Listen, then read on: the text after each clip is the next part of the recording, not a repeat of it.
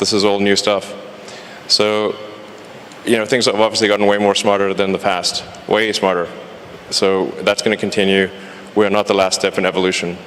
So the most important thing, like I said, the most important mistake I see smart people making is assuming that they're smart. They're not. Yeah. So give me example, what the animals or things that a human being made that is smarter than human beings? Well, computers actually are already much smarter than people on so many dimensions. We just keep moving the goalposts. So we used to think, like, for example, being good at chess was an example of a smart human. And then Kasparov was crushed by Deep Blue in '97. That was a long time ago. 22 years. I mean, right now your cell phone could crush the world champion at chess, literally. Go used to be thought of as something that humans were better at than computers. Then Lee Sedol was beaten 4-1 by AlphaZero. Then a new version of AlphaZero, I should say AlphaGo. AlphaGo beat Lee Sedol 4-1. Then there's AlphaZero. AlphaZero crushed AlphaGo 100-0. Now it's just pointless because it just keeps playing itself. Humans are trying to play a computer Go is like trying to fight Zeus. It's not going to work. Hopeless. We're hopelessly inadequate. In terms of rendering, basically, there's just a smaller and smaller corner of intellectual pursuits that humans are better than computers, and that every year it gets smaller and smaller, and soon we will be far, far surpassed in every single way, guaranteed. 100%. Or civilization will end. Those are the two possibilities. Okay. Yeah, my view is that computer may be clever, but human beings are much smarter. Yeah, definitely not. Clever is very academic, is knowledge-driven. Smarter is experience-driven. Computer is smart, is clever, but it's human being. We invented a computer. I never see a computer invented a human being. This is my first point. Second point is that about a Go play chess. It's stupid to compete with a computer on play Go. Just like 100 years ago, when human beings created cars, so human beings said, I can run faster than a car. It's impossible. It's only stupid people to compete with a car who run faster. Go is designed for human to play with human, right? The chess is designed for human to human. Why should a human to fight against a computer?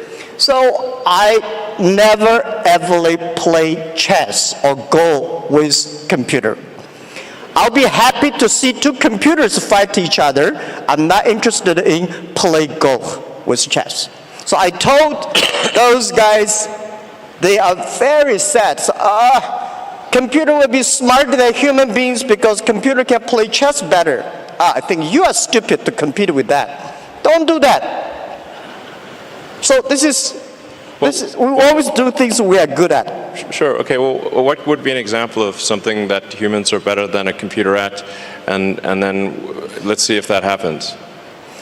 Well, computer is only one of the clever tools that human created, and computers are clever, but there will be more tools that human beings will create, much clever than computers. That's my view. Yeah. Okay. Well, let me tell you. Like, my view on AI is essentially you can view the advancement of AI as solving things with increasing degrees of freedom. So the thing with the most degrees of freedom is reality. But AI has steadily advanced, solving things that have more and more degrees of freedom. So obviously, something like checkers was very easy to solve. That we could solve with classical software, classical computing, not really all that challenging.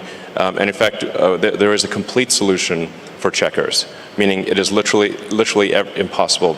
Every version of checkers is known. And then there's chess, which it had many, many more degrees of freedom than checkers, many orders of magnitude more than checkers, but still really, I would say, a low order of magnitude, low degree of freedom game. Then there's Go, which had many orders of magnitude more degrees of freedom than chess. So it's really just stepping through orders of magnitude of degrees of freedom. This is the way to, I think, view the advancement of intelligence. Yeah. It's really going to get to the point where it just can completely simulate a person in every way possible, like many people simultaneously. In fact, I mean, obviously there's a strong argument we're in a simulation right now. It sort of reminds me of that joke of like, if life was a video game, what would be the review? And it's like, well, the graphics are incredible. The plot is confusing. The respawn takes a long time. That's a video game. That's life. If life was a video game, respawn takes 20 years to spawn a human being and have them be fully conscious. I'm worried about the birth rate, which you alluded to earlier. Contrary to, like most people think we have like too many people on the planet, but actually this is an outdated view. This is assuming that AI is fine, assuming that there's a benevolent future with AI. I think that the biggest problem the world will face in 20 years is population collapse. Collapse. I agree. I want to emphasize this. The biggest issue in 20 years will be population collapse. Not explosion, collapse. It's very easy to see what the world will look like in 20 years because humans have a 20-year boot sequence. So like you say, okay, well, who was born last year? Okay, now you know what the world looked like in 20 years. It's that easy. I absolutely agree with that. The population problem is going to be facing huge challenge. 1.4 billion people in China